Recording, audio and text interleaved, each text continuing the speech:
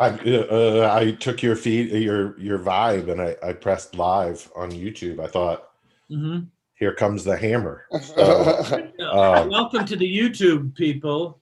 See, that's how you use the YouTube. Welcome to the YouTube people, as opposed to the YouTube. Well, please also tell. it's not called. It is called the internet, but it's not called the interweb. There's Right. just Thanks for the jargon. Now we've got a number of things that you should know about all of this, and I will be sharing from time to time as things go on.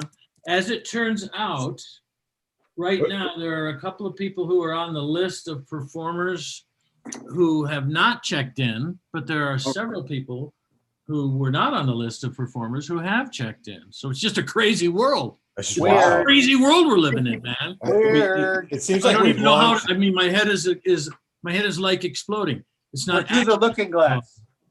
I'm sorry, Ned. You were saying something. We're through the looking glass. Yes, we're through the looking glass. Right, and so here we are on the looking glass. Jesus Christ. We're on the YouTube, and we haven't done the introduction of the host. So if we could all, a nice and mighty round of applause for the host with the most, Mr. Mike Langworthy. Thank you very much. Thank you. You're all very wise.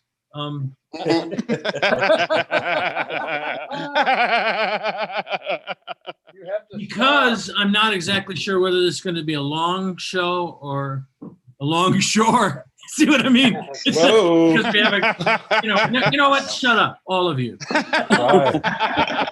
What I'm trying to say is I'm not sure, and I don't want to just take up a lot of time with my own thing. J-Plon, I don't want you, I'm putting your son on first, and I don't you dare leave the show. We've got like 3 guests, maybe 5 guests. They're snowed in, they can't. Sorry, what? Right, they're snowed in on the Jersey Shore. Snowed in on the Jersey Shore. Well, sounds like a reality show in the making. Right. James's dad is the original situation.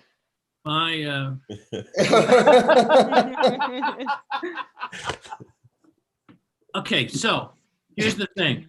It could be a long show, and in order to make sure that it runs as smoothly as possible, and because there's already that huge intimidation factor about the host being tons funnier than any of the comics, I'm going to keep my stuff really short tonight and just let you all know I'm grateful for you being here. I'm going to lay out the rules real quick for those of you who are either new or who haven't been here enough times to do it, to internalize that everybody gets a 5-minute set. I have a cheap ass kitchen timer that you should be listening for. That goes off at 4 minutes, giving you a minute to wrap up. Obviously, of course, that is all based on the assumption that no one has mastered the concept of time sufficiently to tell what 5 minutes is on their own. Right here. Yeah. I don't get it. His knowledge of technology stopped with the hourglass. Am I right? Hello. So complex. Only there was there's a 3-minute egg timer and there's an hourglass. Unfortunately, there's no 5-minute timer. Like sands through the hourglass, this is the show we're doing tonight. Oh, man. All right. Sometimes I interrupt in a spirit of good fun and just to see how much bullshit you can take. Or if your set isn't going well. I just let people do what they do. There's no language restrictions. I can speak in Swahili then? Yes. One language description. It has to be in. I'm sorry, what did you say, Jessica? That was Swahili for let's dance. Tucheze. And that was right after I said it has to be in English. So that's Jessica Misra will be our last act tonight. She's dancing around the rules. I should probably get started on her intro now. Anyway, just gonna go there. Yes, I was gonna go there, and I'm always gonna go. I mean, here's the thing. It's 8:05. Good. I've spent enough time bullshitting. James Longshore was here last week, and so many people who gave so much shit to him at the beginning of his set that he didn't get to do the set that he wanted to do. He was very funny, but he didn't get to do the set that he wanted to do.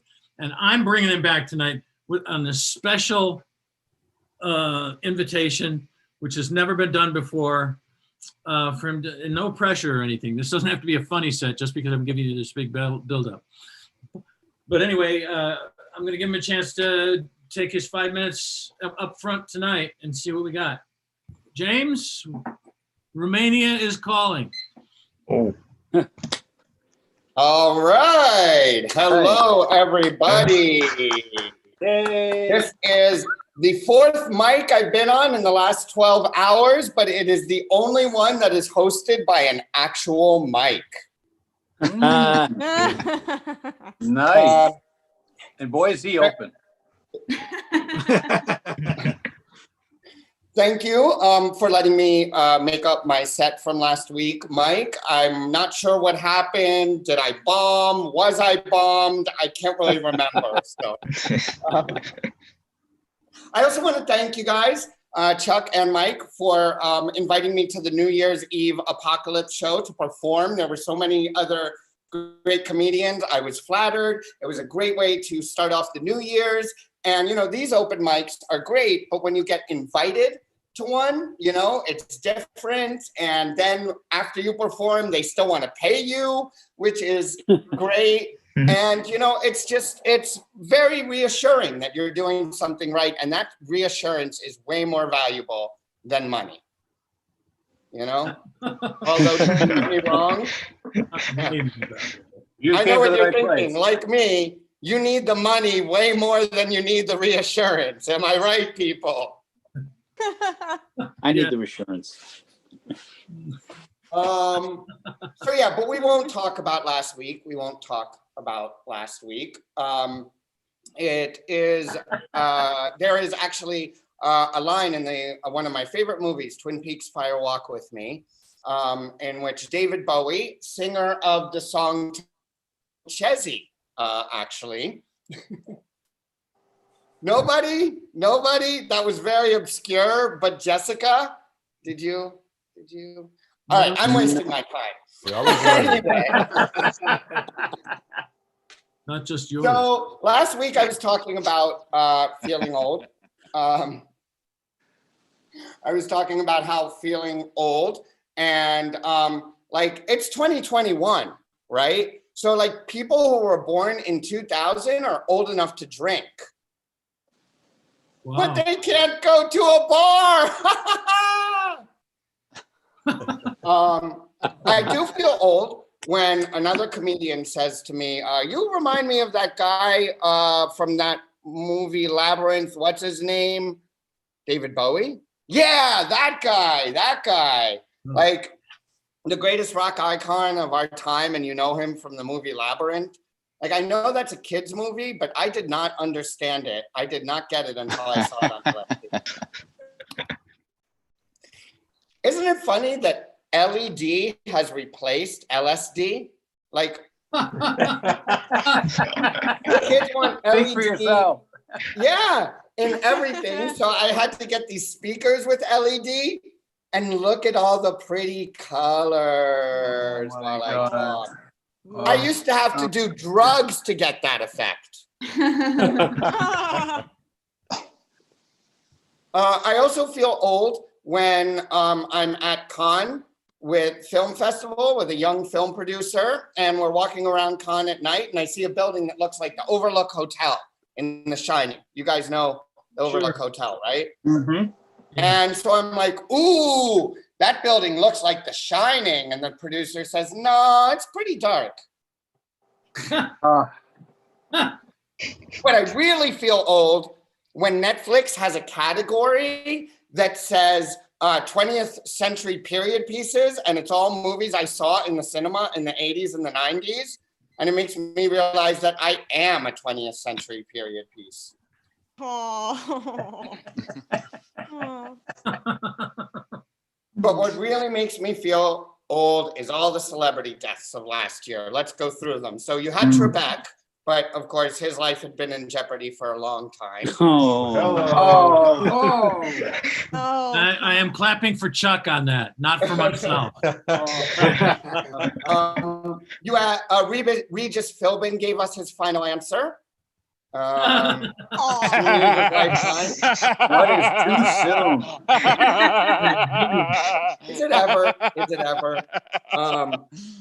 Sean Connery died. That one left me shaken and stirred. I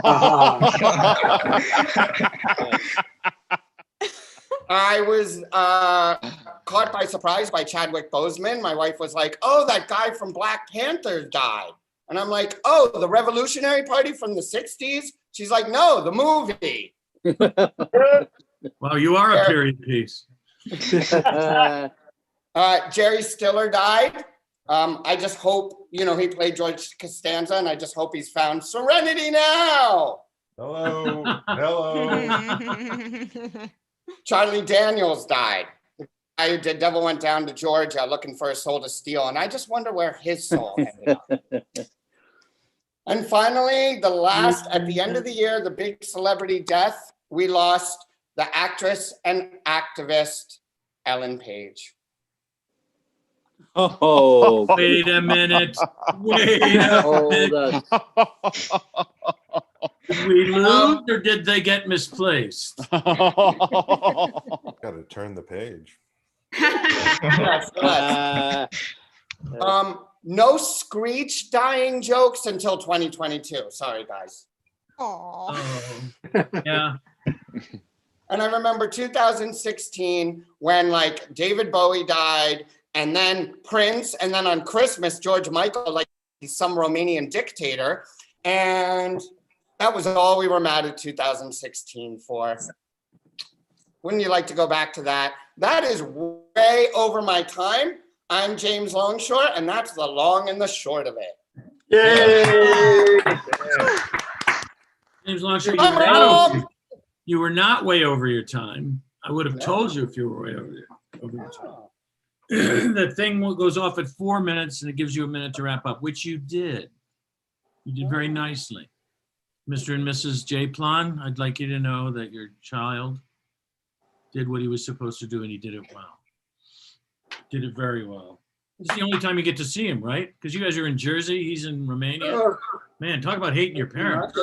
I'd rather live in Romania. I'd rather live in Romania. Jesus Christ.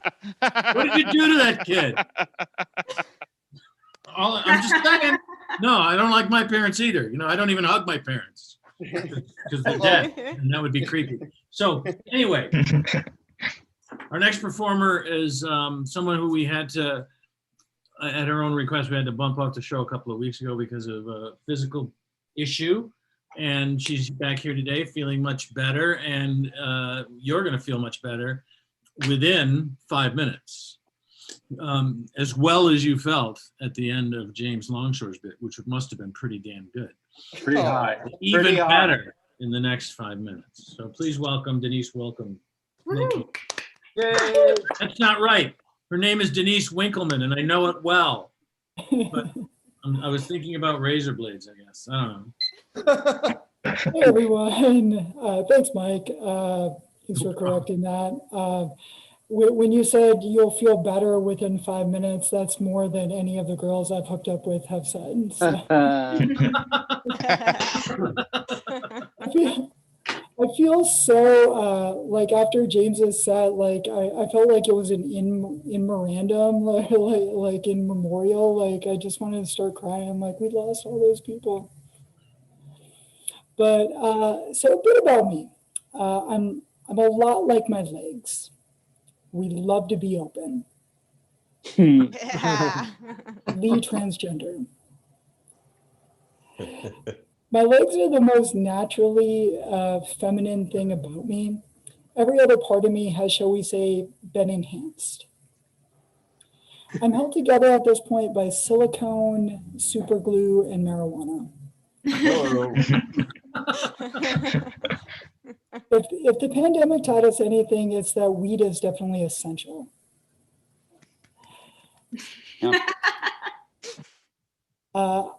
big old fake titties, which is the same thing that happens when you let a kid go to the candy store by themselves. It's just like, I want them all, like especially the big ones.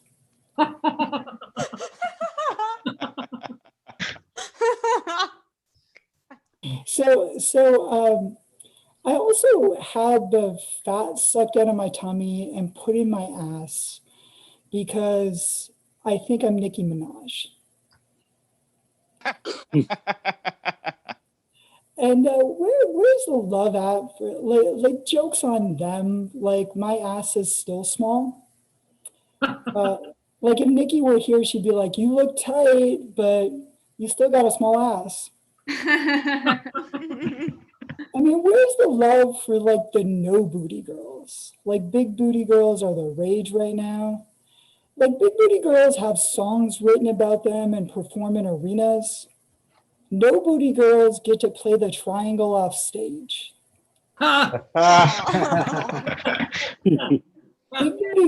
Big booty girls get their salad tossed, like Nicki Minaj says, like all in my salad, like his name, Romaine. No booty girls like get a sniff and then hear their partner's safe word. They're just like, nope. So, you know when the battery in the smoke detector is dying and you hear that annoying beeping? Mm-hmm. Like, beep, Yes.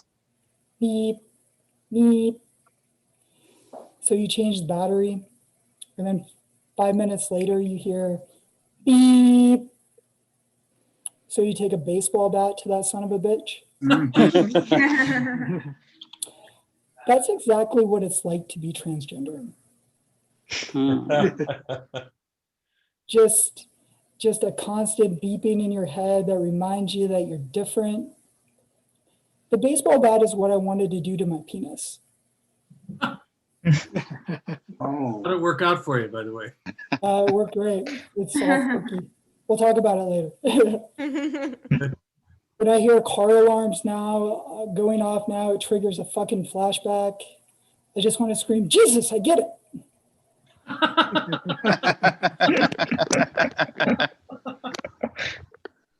So the last time, I was thinking this week about the last time I went to a strip club. I got the lap band of lap dances. I hear you, Mike. Tons of That's resistance. smoke alarm. Jesus, I get it. So we're just gonna skip the whole strip club thing. So I'm gonna get out of here on this. So not to brag, but I hook up all the time and I get a ton of compliments on my downstairs area.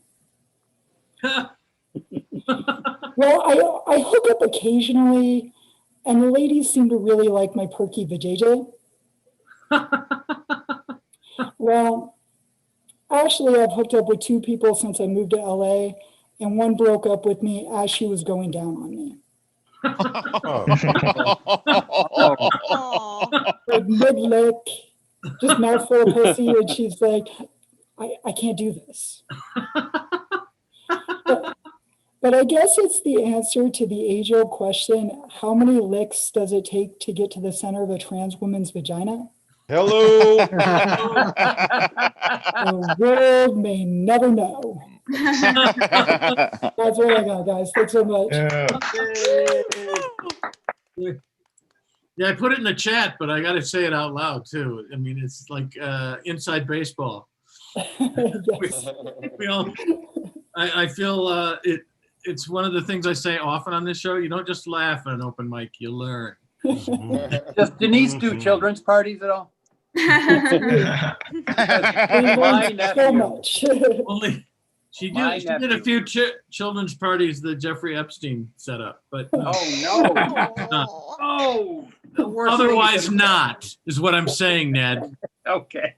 It's not that she did a lot of them. It's just that she did. You know what? Never mind. I'm not even going to try and explain it to you. It would All take right. too Our long. next.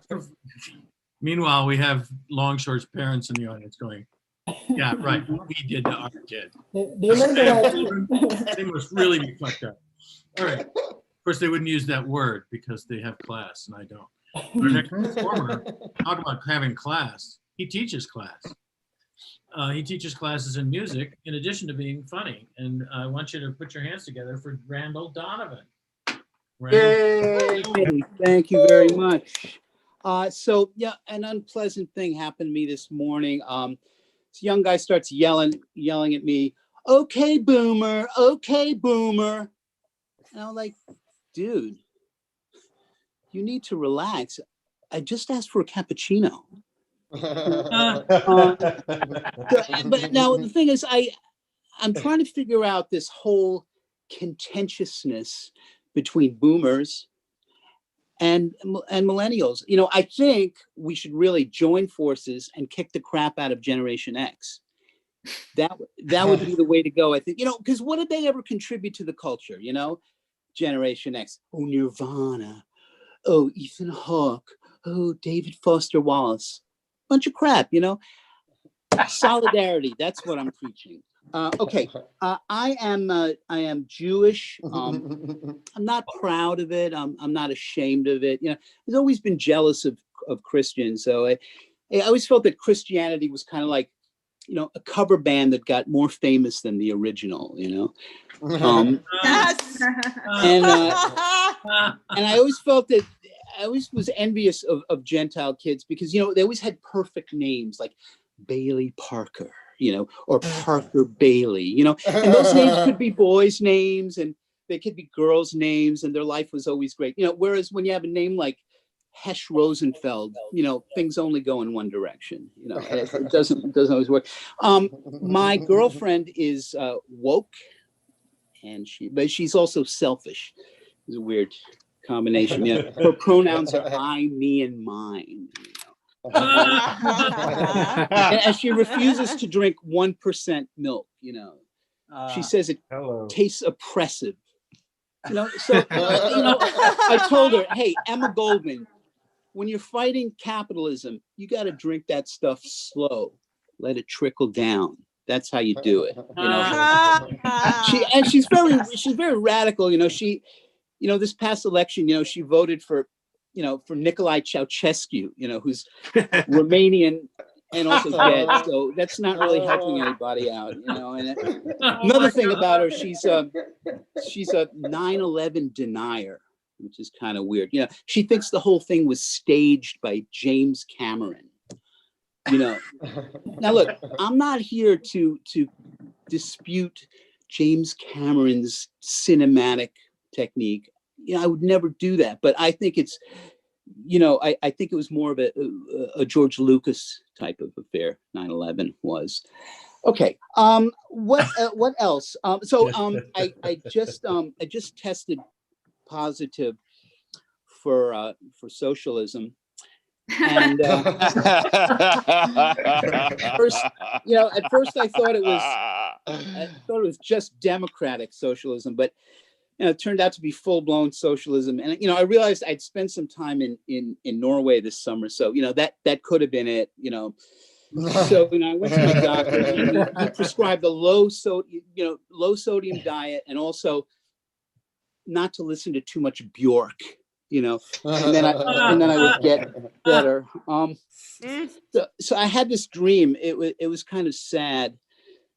I dreamt that Gwyneth Paltrow passed away. It was very sad. And Elton John was playing at her funeral, and you know, and he sang, "It seemed to me that she lived her life like a smelly candle in the wind." You know, and that was very touching. I felt. Okay, every time there's a the internet is basically just a lot of clickbait, and this is a clickbait you always see. 25 celebrities, you know, who haven't aged well. That's kind of cruel, don't you think? I mean, you know, and they always feature like, you know, Bridget Bardot, you know, who was gorgeous in the 60s, but you know, give her a break. She's 88. You know, she lives on baguettes and creme fraiche. You know who hasn't aged well is Kurt Cobain. And he never makes that list, you know. I don't think that's okay. All right, really quick, just a few little jokes. So Mexico announced their latest billionaire. His name is Jeff Bezos. One more thing, I haven't had much sex lately. If my girlfriend was a soft drink, she'd be Mountain Don't. So, okay, that's it for me. Thank you. Yeah, all right. Randall Donovan, ladies and gentlemen. Wow. Well-earned rest. Yeah, I think it's telling that you would go with a Kurt Cobain bit. That was a shotgun blast of humor. Yeah, I know. That's in your face. Yeah,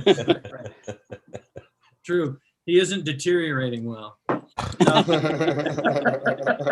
I'm just saying, Randall, that there's. But at least he kicked heroin. So come on. Yeah.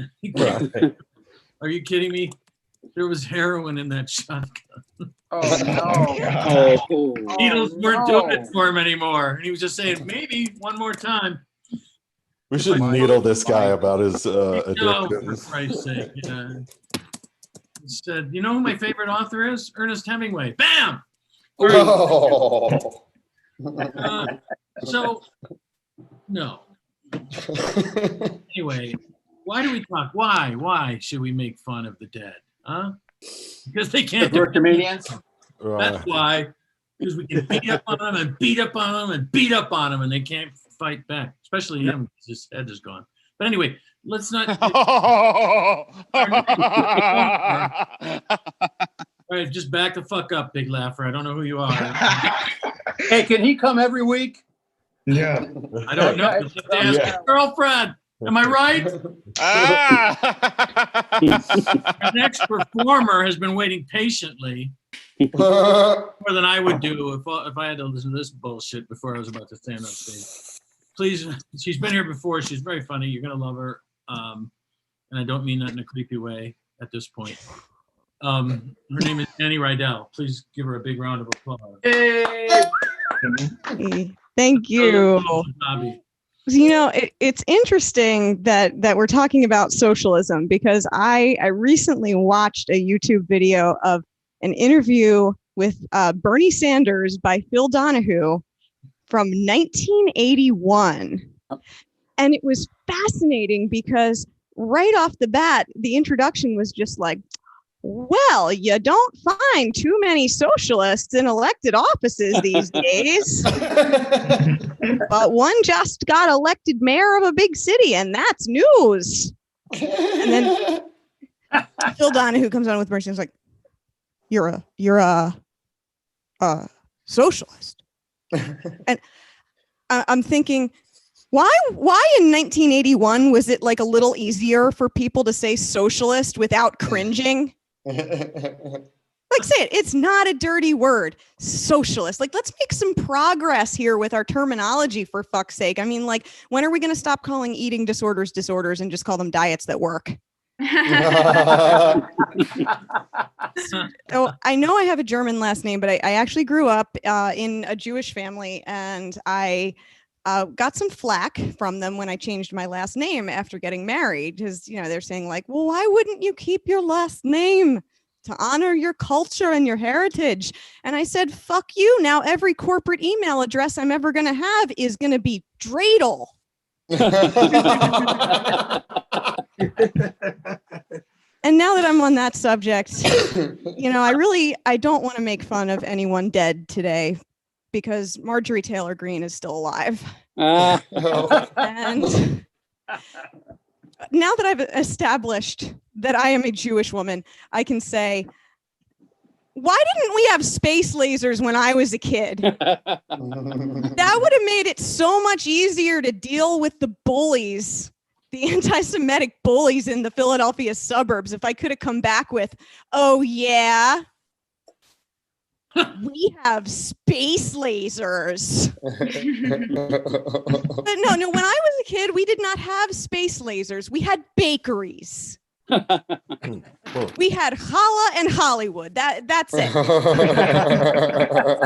And seriously, like, okay, couple reasons why I can tell you 100% that we do not have space lasers is, first of all, I am the biggest Jewish Star Trek nerd on the planet, and I was not included in the meeting.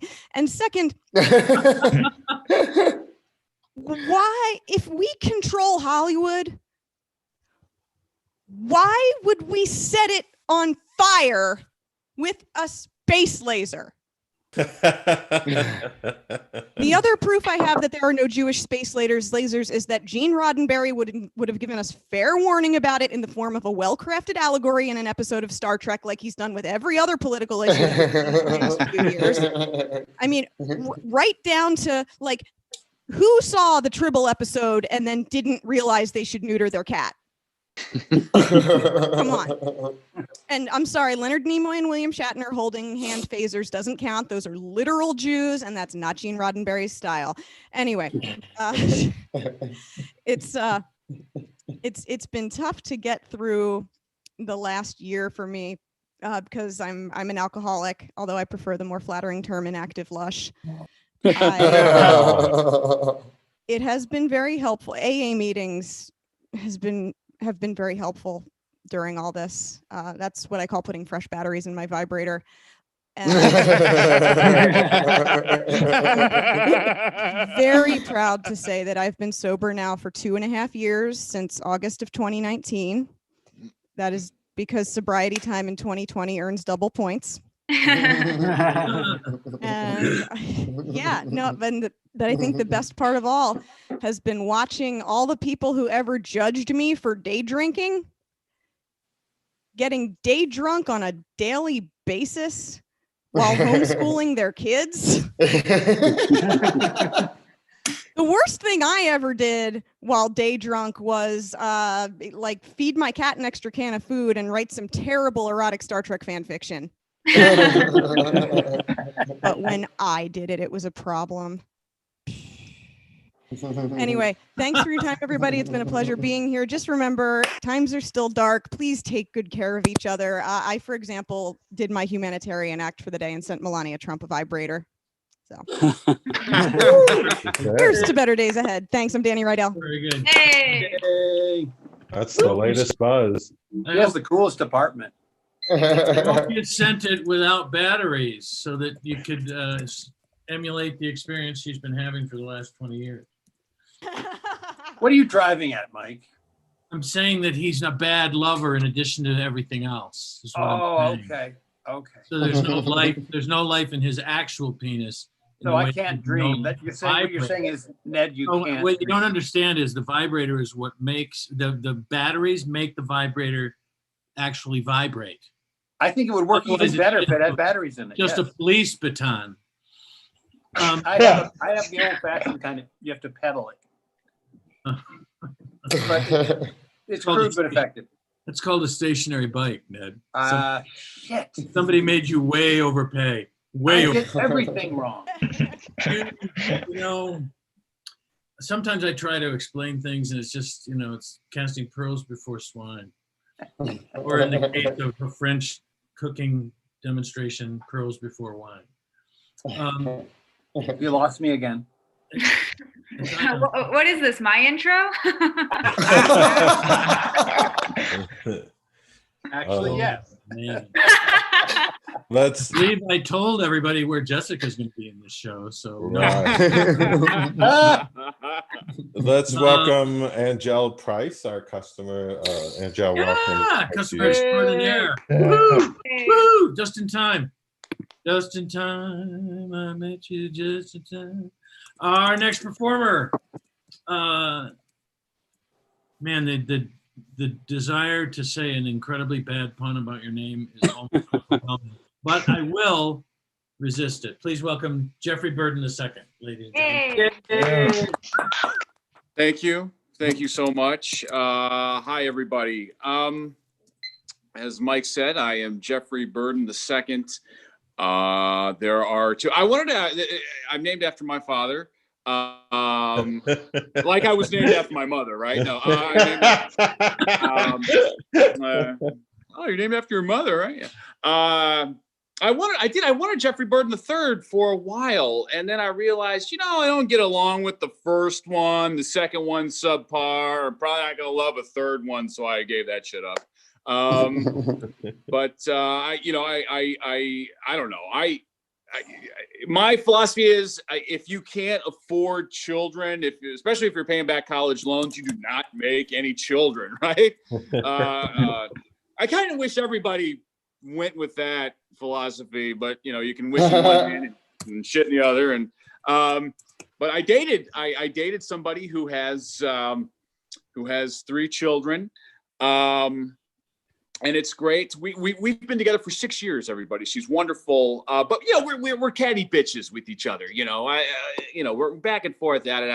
She's like, she'll say to me, I'll tell her, honey, I'm gonna go do an open mic, and she's like, yeah, you're gonna be funny this time. I'm like, whoa, wow, it kind of stings a little bit, just a little bit. And I'm like, well, I married you, didn't I? Oh, yeah. Bam, bam, yeah. No, she's great, but we get on each other's nerves. She's just, she planned a trip to Florida in July. I live in Ohio, everybody. She planned a trip to Florida in July, and I'm like, yeah, I'm not going. And she says, why not? I said, because it's July. I don't need to be any hotter than Ohio in July. And she's like, well, sometimes it's not about you. Sometimes it's about your children.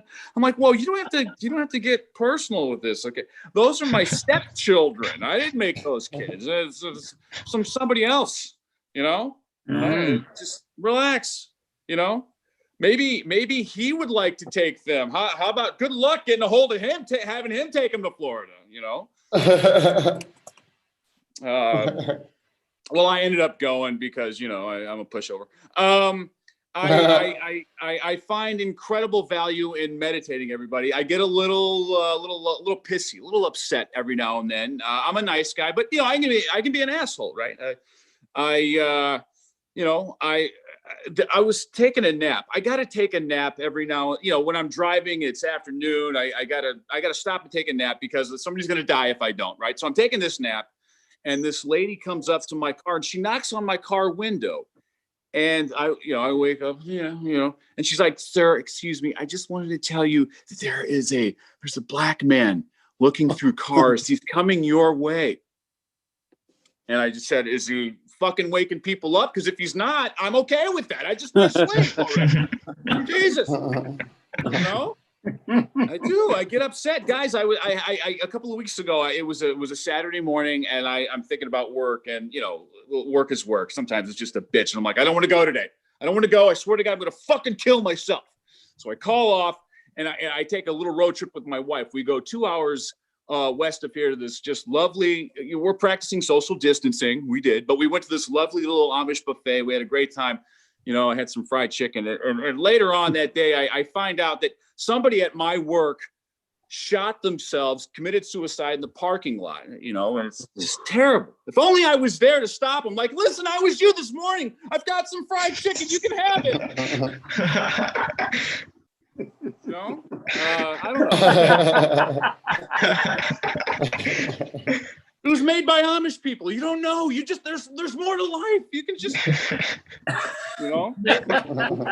Crazy. I was talking to my dad. My dad and I, we're both veterans, right? We're veterans of the military, and he's very passionate about talking, about veterans and military people, and he says to me, son, those Vietnam veterans who died, they died for you, son. And I'm like, wow, Dad, that's amazing. That is such a power. You couldn't live with me after I was 3 years old. They died for me, Dad. They didn't even know me. That's crazy. How could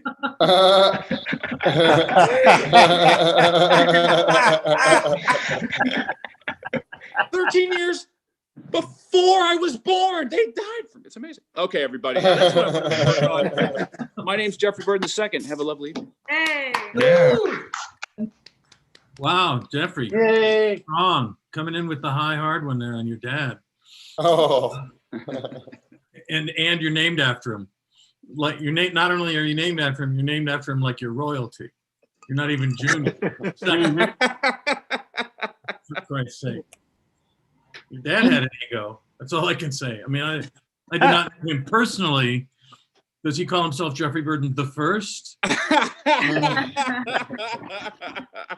That's what I would like to know. Hey, you know what? I don't want to take a lot of time here because we've done a little bit a few times about how long Jessica's introductions are, but I just want to straight up here and let people just enjoy her comedy. So please welcome, if you will. Hey, just a second, Mike, about Jessica's intros. I think they've gotten longer as we've gone along. And I think we should all get extra time because of the length of her intros. And so I have some notes about last week's intro. Should I send them to you? How do I work that? Yeah, send them to me. And Jessica, I'll read them go get a sandwich. We'll be a few minutes. I'll read them right away. Yeah, okay. Yeah, just immediately. Okay, and anybody else have anything to say before I bring Jessica on? I was hoping to bring her on sometime on the same night as the show. Okay, at any rate. I've already started my Jessica clock, just so she knows. Yes, so. And you're at 4 now, Jessica. So yeah, hurry. Wrap it up. Far be it from me to take time away from your introduction of my introduction of Jessica Misra, but I'd love to have her start. I'd like to chime in if I could, and just point out how this is my favorite moment in the show, and the growth of my love for this portion of the show is growing exponentially. So week after week, the more we prolong her introduction, just the more I enjoy it. So, are you going to enjoy? Are you going to mention the Jessica's intro as a sponsor now? I'd like to see your notes, if that helps. And show me first your penny, okay? They're not free, baby. Next week's show is brought to you by this week's introduction of Jessica. And scene. Please welcome, girl. Please welcome, if you will, Jessica Misra. Yay! Thank you. So I believe I just got the light, so I'm going to wrap it up. I'll just be doing one bit. I feel bad because Mike has tried to introduce me fast the last 2 weeks, and everyone's like, no. the bit is gold, and it's truly all we have. Okay.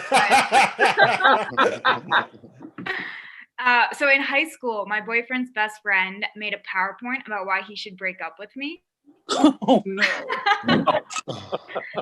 And I mean, I don't want to I feel like I was so shocked because I don't think in my 4 years in high school anyone had ever thought about me that much, you know? Like I was like, is he in love with me or is he in love with my boyfriend? It's like seriously, I had never had a lover or a hater, and I acquired both in that time. In the PowerPoint, I feel like it was like such a calculated crime of passion. In the PowerPoint, he calculated how much like sex he could have with other girls versus me. And first off, anything times I is still imaginary, so not But also, I wish I had been there to defend myself, because I would have been like, hey, look, I am a repressed Catholic who doesn't know they're hot yet, all right? Nobody's sluttier than me, all right? I felt like a GameStop stock. Everybody's like lowballing my potential, all right? All right, current reference, we got it. What's crazy now is that this guy is like a med student, right? Like this guy in the future is going to judge you for having a few glasses of wine on the weekend. I feel like before he does that, you should be able to ask your doctor a question. Be like, hey, did you ever make a PowerPoint about a girl you weren't dating? And if they say yes, you can be like, all right, I think we're done here. Next question. I I really feel like they need to screen those people out in med school, right? So it's like if you answer yes to that, they should like totally change your trajectory of like med school, right? It's like, oh, you wanted to be a family practice doctor? You're gonna work with feet. I feel like you're gonna be much more comfortable with feet. I actually think those people might be the perfect doctors now that I think about it, right? Because it's like now that you know that about them, it's like the playing field is level, you know, because like now I feel like you can be honest with your doctor. They can be like, hey, like, do you smoke? And you can be like, I'm gonna be honest with you. Last weekend I was at a party and I'm pretty sure I smoked crack and now it hurts when I pee. I'm not sure if they're related. And before you give me your answer, remember that you spent your second semester of a senior year calculating the gas prices of a long distance relationship only an hour away. And then presented it to all of their mutual friends. You know what that doctor's gonna say? That doctor's gonna be like, you know what? Let's get you a urine sample. Let's work together. I've never been able to do that bit successfully, but it's so good. I feel like it's insane. Okay, What do we know? Based on like a true story. Like I really can't make that stuff up. People are stupid, Jessica. You just got to get used to that. He actually did send me the PowerPoint, and it's pretty lol. Maybe I'll make my own counter PowerPoint about why I am to be stayed with, and how sweaty my potential is. Okay, guys. I mean, falling in love is hard. Falling in love is so hard. I understand like how it can be really hard to trust again. Because one time I did anal without lube while I was drunk. So it's like, yeah, it's hard to trust again. All right, it's like, yeah, it's hard to put yourself out there again. It's hard to walk the next day. So it's like I totally understand. That's all behind you now. Come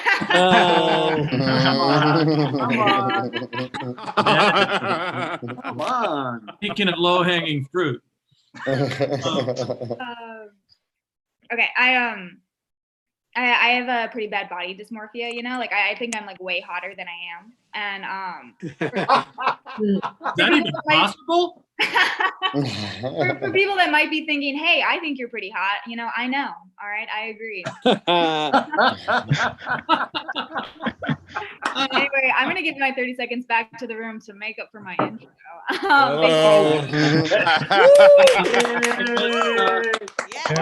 Misra mocking the intros again. Nice. Not only did she do the imaginary number reference, but she also did a story problem. So like I say, you don't only laugh, you learn.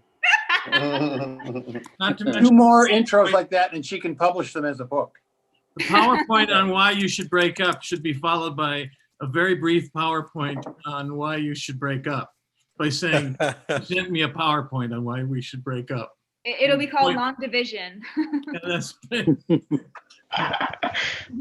and of course, I think the anal without lube while you were drunk may explain why the next day you peed funny,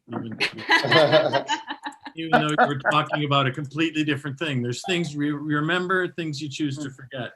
Is that going to be a new thing, AWL? Yeah, if I could, she's absent without leave. Well, that'll get you kicked out of the Army. Yeah, although it makes you a favorite of your draft sergeant. But anyway, let's not get into that, as it were, so to speak. That's not because all right, never mind. Never mind, all of you. Settle down. I want you to just don't save up all your laughs while they're performing, just so you can laugh. Yes, I'm funny. Get it, but just throw a bone to the other acts, please, if you will. Hey, speaking of throwing bones, our next performer is new to the art, but is doing quite well. I like him a lot. Do we call you Cesar Sauce? Let's call him Cesar Sauce. Big round of applause for Cesar Sauce. Yay! Oh, I would say Cesar, but I don't. Yeah, I don't know. I have a new chair right now, and I kind of feel like a business executive not able to spin. So good luck to Mike with the new polling of who should leave as a host. I'm sorry, Mike, you've been good. It's just, I don't know. I just feel like a rebel right now. You know, in elementary, we were being told that we were supposed to stay away from white vans. And the problem was that my mom owned a white van at the time. And I told her, best interest, we should probably just let me walk home by myself. And the problem with that is that she actually was against with the school and locked me in a closet for 10 days and put off food there. And actually was called Al-Qaeda for 10 years. That was weird. I was like, Mom, no. Al-Qaeda? Yes. Oh, okay, thanks, Mom. Al-Qaeda. Anyways, I'm not good with guns. Like, I don't resonate a lot with people with guns, you know. I don't, you know, you know, like but I do resonate with some parts, you know. People like to modify the guns. I like to enhance my sleep performance. Put a belt around my bed frame, it'll actually make me stop walking 400 meters outside my household, you know, and actually ending up at a gun range. That would be a nice way to wake up. Humble brag, not a humble brag, actually. I did grow chest hair at an early age, but the problem is that it's not a humble brag because I'm kind of scared. This is actually a cry for help. People, help me. The hotline is called Please Help Cesar Sauceda at an earlyage.com. California.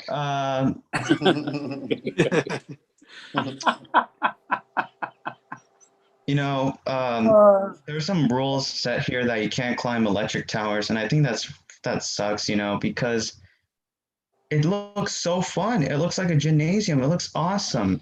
And, you know, I tried it out, and turns out the government didn't want me to do it because they didn't want me to take shock therapy. Good call. Honestly. Imagine some kids, it was like falling off the sky. It was like, is that a monkey? No, that's not a monkey. We live in California, remember? California kid. And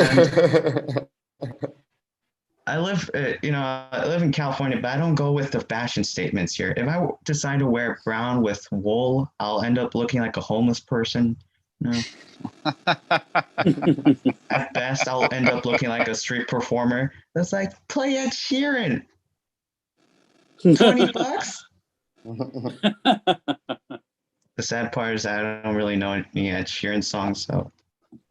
But that's not sad, Cesar. That's not sad. Damn, I miss Sam, man.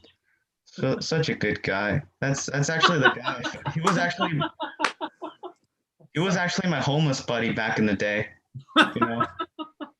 I gave him my $5 at the lady. The one from Starbucks came after, and I was like, "Here, I don't really need this." And it was like, "Thank you." But a girl did ask me to count, like, guess a number between 1 and 10, and I told her that's impossible. And she said, "Listen to your heart," and so I did. The number came out to 400, and now I'm in a hospital bed having a cardiac arrest. Sorry. But just as I said, I like to advocate for change. Change is great in our day and age. It's great to have it. The more of it, the less homeless people there are. Yeah. Oh, man. You know, it's just, I just have to wait for that thing, for people to like understand it.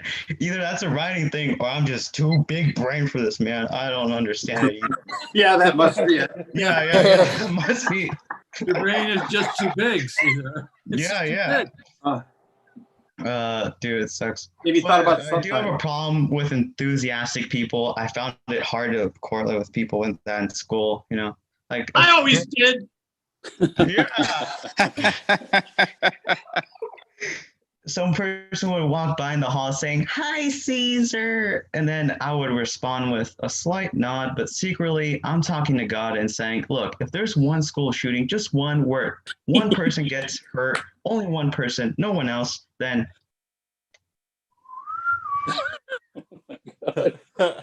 that's my time. Thanks, everybody.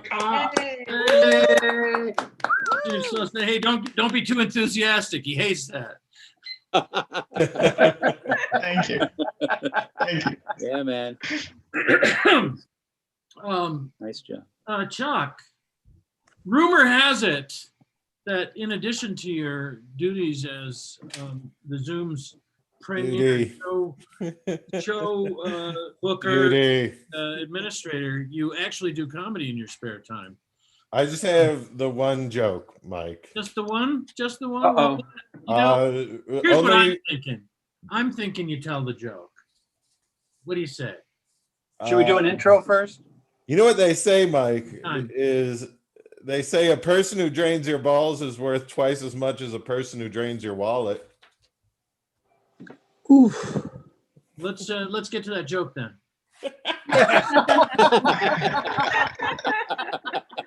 Yeah, that's it. There we go. Oh, I know. Duly noted that Mike didn't More like of a the noodle joke. buster. No, it's not that I just think that your brain is too big for this place. You and Cesar should probably get a room together. That's the problem, Dude. Platonically, and administer, CPR to that joke. No, come on. It was a funny joke, and I couldn't resist it. It's sort of like when You'll be telling that tomorrow at the office, Mike. You know, sort of like when you introduce somebody by saying, every once in a while you see somebody do stand up, and you just know they're destined to greatness, and they're going to be fantastic. It's just a matter of time before they're on Jimmy Kimmel. Then they get their own series, and eventually they start making movies, and they become huge stars, and they'll never talk to you again because you're way beneath them. While we wait for that guy, let's what? Ned Rice. You had me going there, Mike. Oh, well, I thought for a second you might have caught on, but you didn't, you knucklehead. You're too smart for the room, Mike. You know it. Huh? Hi, everybody. Before I get started, I have a question. Why does the United States Postal Service have an email address? Don't they get it? That's nothing. Help me. Okay. I'm thinking about trying. Sorry. That's like giving up. Is this part of Jessica's intro? No. Okay. One of Chuck's jokes.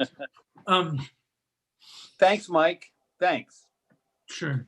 That's what we call bringing the show to a halt. And that's kind of Mike's role here. And I appreciate it because things have gotten a little bit crazy. We all needed to take a step back. Everybody okay? Let's proceed. I'm thinking about trying horseshoes. The game, I mean, not the footwear, the actual game. I'm thinking about trying that. See what you did, Mike? You see what you did. No, okay. They're laughing with you. Oh, yes, you're laughing near me. So, folks, here's bad news. I got some bad news today. Cancel culture has struck again. They're canceling Homer. You know, the author of the Iliad and the Odyssey. I'm not joking. They've said that his work contains sexist and ableist language. He's the father of ancient Greek literature. He wrote the Iliad, the Odyssey, and I think he was also a noted sports writer. He was Homer. And I just, you remember, Mike, you were there. I mean, who's next? Jacqueline Sudan? What are we doing? I don't get it. But far be it from me because, I'm very much into things have to change. I did read in the paper recently, the PGA, the Professional Golf Association, has announced that they're going to try to be more inclusive, more diverse, more welcoming to people of color. I think that's a wonderful idea. Here's my suggestion, PGA.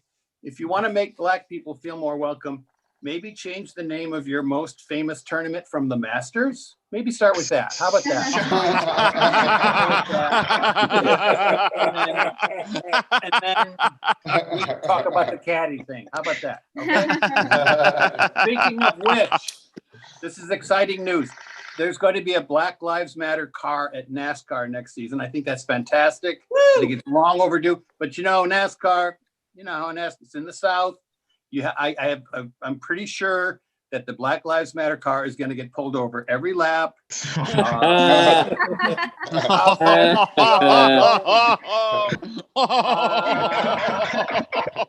was going about 200 miles an hour.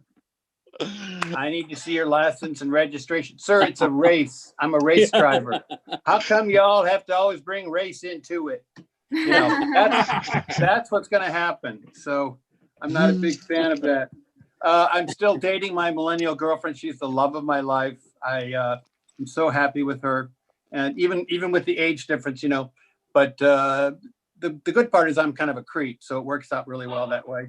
We're going through life. We're kind of, even despite the age difference, we're kind of going through life stages together. Like this week, I found out that I need to wear bifocals, and she found out that she's getting her wisdom teeth. So we're kind of going through. I'm sure it's different, but I love to buy my millennial girlfriend I'm a romantic, I love to buy her little gifts like flowers or, I don't know, like, just because greeting cards. But I do not buy my millennial girlfriend candy because that gets us into a weird area. That's a little too on the nose, if you know what I'm saying. So we don't do that. My girlfriend does have daddy issues. I have to be honest.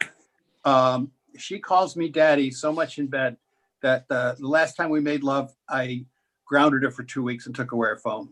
Because you know why? Kids need rules. That's why. And that's what had to happen. And so here's my question. Why is dyslexia so hard to spell? Couldn't it be like a simpler word? Sir, you're suffering from, honey, what's this word? I can't read this. That seems to be deliberately cruel. So I've said that. I went out on a limb. I'll get some walkouts, but that's how I feel about that word. I got an exciting job offer today. I'm going to be an assistant life coach. They have the life coach, and then the assistant has the clipboard. They actually do all the work. So I'm excited about that. I think I made a really good choice there. One more thing. There's a guy in my neighborhood, kind of he's even older than me. I think he might be some kind of a creep because he looks friendly and all that. But he's got a bumper sticker on his car that says, "Ask me about your grandchildren." So I think he's someone we need to keep an eye on. Well, folks, this has been tense, and thank you so much for listening. And now I return you to Mike. Mike, I can't remember Mike's last name, but he's the host. And thank you all for being here tonight. God bless. Yeah. Ned Winterwheat, ladies and gentlemen. Ned Winterwheat. Winterwheat? You forgot my last name. I forgot yours. So fuck you. I always do that. I literally forgot your last name.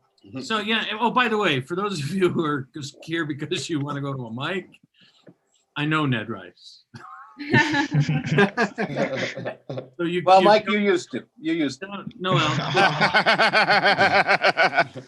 I'm not talking about biblically now. I'm talking about the other way. I see. But do you know Ned Winterwheat is the real question. I invented him, Jessica. Came out of my massive, not quite Caesar-sized brain. Jessica, before you chime in, someone has to introduce you, just so you know. It's really cutting into her ad libs. She's also friends with. Jump in on an ad lib when somebody has to say, and now commenting on Ned Rice's incredibly funny joke. We go live to we know from Chicago. It's just nice to have that structure, It's like. See, I tried to give you a nice short intro so I could give you a good long outro. Ned Winterwheat iPhone J. He's got to change. You better change your name there, Ned, because it doesn't say what your name really is. I know. So simple. Ask your girlfriend. Yeah, ask your girlfriend. What girlfriend? What are you talking about? The one that lives in your brain that is millennial. The wonderful one. Yet somehow on planet Earth finds you attractive. As if. See, you've learned a lot from her, haven't you? As What I'm trying to get at here, my message of love to you tonight is that and funny.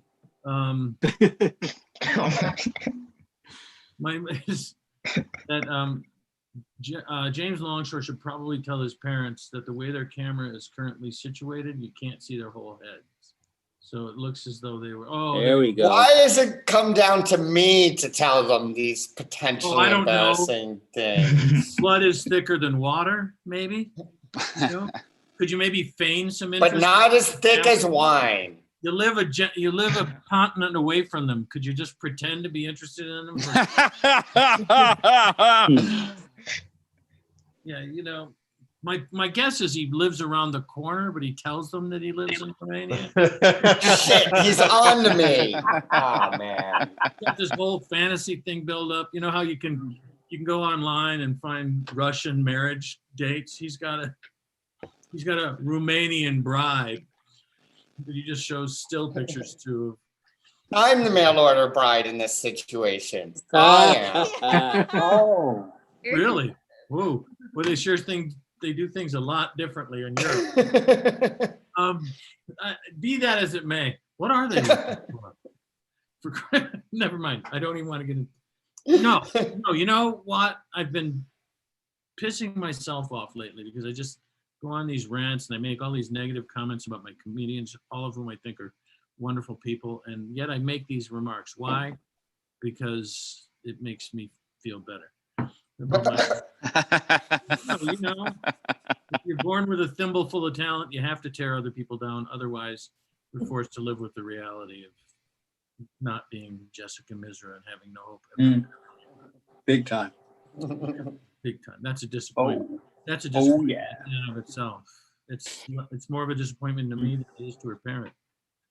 I would welcome our next performer, who is going to be the comedy headliner, as we call him. Well, as nobody really calls him except Chuck and I, because we make up the show and we have little things for her. You know, we've got the foreigner spot. We've got the South Asian Catholic spot, which is pretty much up these last few weeks. We've got the teenager. That's Cesar. Bitter stepfather spot. It's a lot of things. And then we have the spot for a guy who could make a living in another field if he had to, and that's where Randall fits in today. Anyway, this guy fits into our comedy headliner spot, and neatly, like the man with 5 penises. His pants fit him like a glove. Please welcome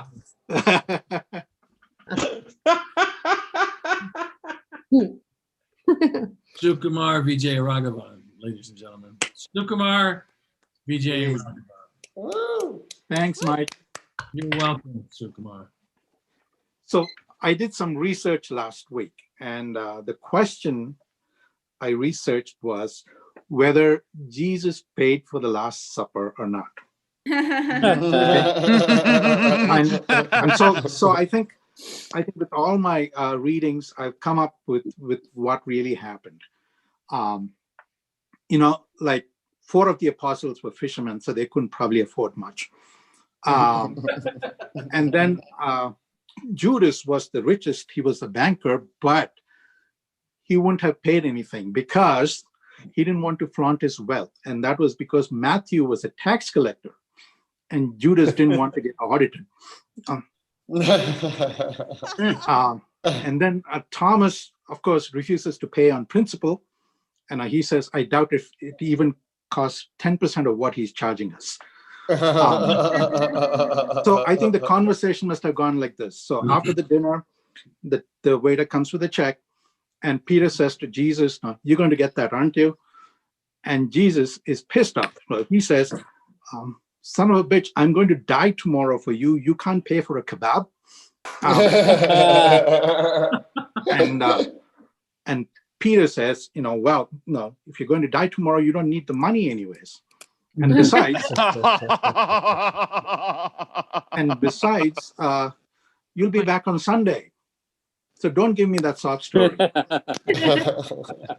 and you could have ordered, you need to have ordered 13 plates of kebab. You could have just ordered 1 and done that stuff with the loaves and fishes you did.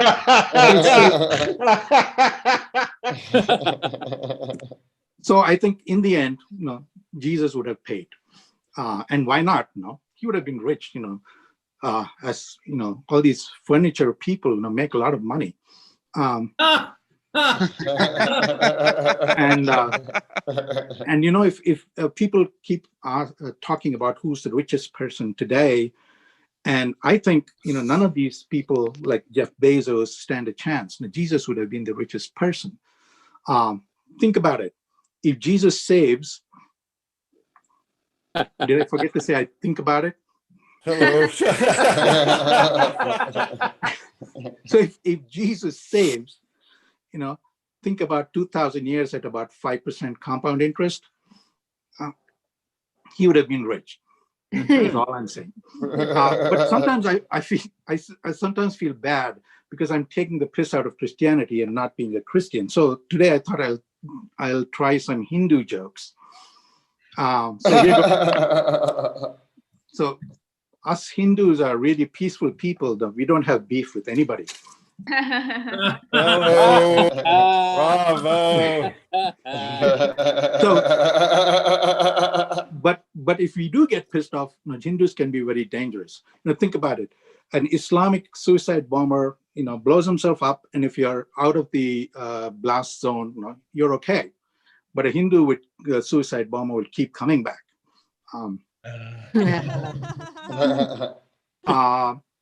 The Hindus claim to have discovered everything. Our Prime Minister Modi, and this is a true story, Prime Minister Modi, also known as Marjorie Taylor Modi, claimed that Hindus were the first to do transplant surgery. And this was based on the god Ganesh, who has a head of an elephant. So clearly he must have gone through surgery to get that. And we were also the first to discover aviation, including interstellar travel. Another fact, another thing that the Prime Minister claimed. I think we were first to start airlines, and we were probably the first to give out peanuts to cater to all the people with elephant heads going back after surgery.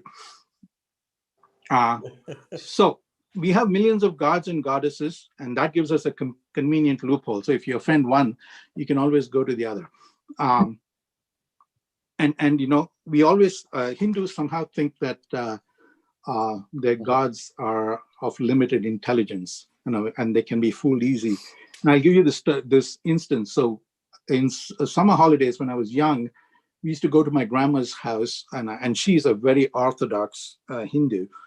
And apparently there's a rule that says if you visit somebody, somebody's house, you shouldn't leave them on the 9th day. It's a bad omen. But there was a mix-up with tickets, and we had to leave on the 9th day. And you would have thought that would have precipitated a big crisis. Now, instead, my grandma said, that's easily solved. On the 8th day, you pack your suitcase and leave it at your neighbor's house.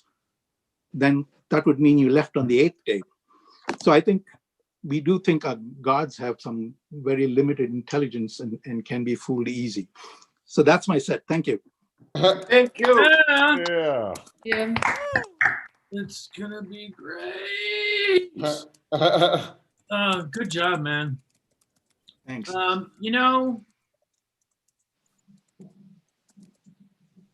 I gave Chuck a bad way to go, a tough row to hoe there. It's like shooting fish in a barrel to do that whole, hacky, take a beat, and then put down the joke thing. It's not right. It's not morally right. Chuck works his ass off for this show.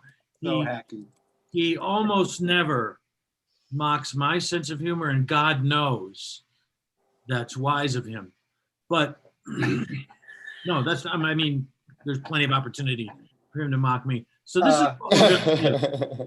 is what we're gonna do. We're gonna put Chuck back on for a second, and he's gonna just say, "Hey, Mike," as if nothing had ever happened.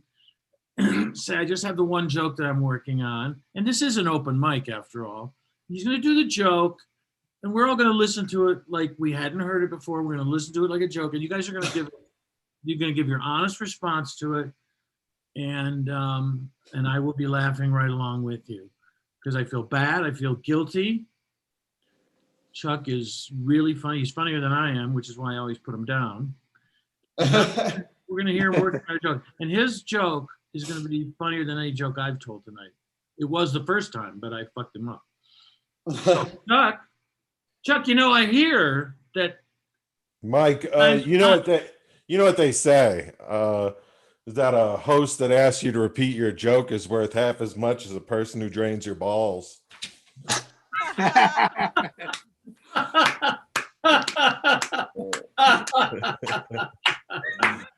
I think that's called a comeback. You see what I think? Depends on how the ball draining goes. But He said that how'd that ball draining goes. Well, I don't know. The joke didn't do so great, but the capper was awesome. Wow. So, Chuck, Mike, incredible as always. It was a great show. Fun people. You guys were really good. We need to get more people. J-Plan. Can I call you J-Plan? Well, The Longshores. You can call them need the to talk to Longshores. your friends and get them to come and watch the show. The Longshores do great. They're here often. They're here, and they, you know what? And they smile, even though I fuck with them about stuff. I'm sorry, I make fun of them. Now I start cleaning up the language after they've had to listen to the whole show of me being just scabrous. But it's not like your humor cuts that deep, Mike. Ooh. Okay. Scabrous. Oh, that's all right. Yeah, scabrous, ladies and gentlemen. Look it up. I have a very big brain. Not as big as Caesar's, of course, but big. Oh no. Actually, I think Caesar got off, didn't he? Yeah, I think he left. That's unfortunate, but anyway, this was fun for me, and I'm sure some of you had fun anyway. And if any, are we gonna leave the meeting open for a little while? Sure. We'll say goodnight to the YouTube people. Yeah, thank you for those of you who are on YouTube and watching. That's great, and the show itself will be on again if you missed any portion of it. Yep. Thanks all.